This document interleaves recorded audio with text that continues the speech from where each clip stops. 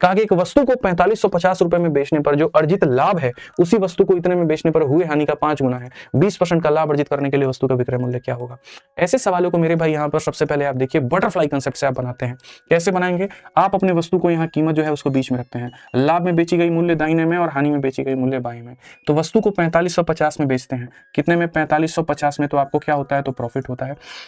और इसे 3290 में बेचते हैं तो क्या होता है, 3290 में बेचते हैं तो मेरे भाई होता है आपको क्या है, तो लॉस है। और मेरे भाई क्वेश्चन में यहाँ पर क्या कहा गया जरा पढ़िए, तो उसी वस्तु को इतने बेचो, हानि का मेरे भाई 5 गुना है। ये जो लाभ है हानि का 5 गुना है। अगर यहाँ पर 1 है तो ये कितना हो जाएगा, तो मेरे भाई यहाँ 5 हो जाएगा। Profit earn on selling an article for इतना is 5 time the loss incurred. ये जो प्रॉफिट है मेरे भाई लॉस का कितना गुना है, 5 गुना है।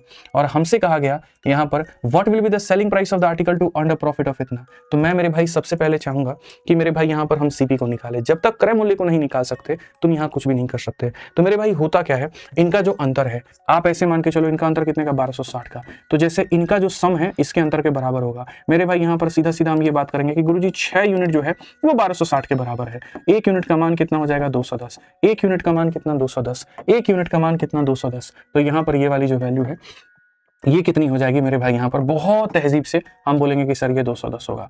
आप इसमें 210 को जोड़ दीजिए, 3290 में 210 को जोड़ दीजिए तो 3500 हो जाएगा। और 3500 हो जाएगा तो एसपी हमारा कितना होगा, तो बोलेंगे सर ये देखो ये 3500 जो है ना ये अपने आप में 100% का मान है और इसमें 20 का प्रॉफिट, यानी हम इसको 120 में बेचेंगे। हमारे सामने 12 25 60 36 और 6 मेरे भाई यहाँ 42, ये हमारे सामने उत्तर होगा डी फॉर देवसेना।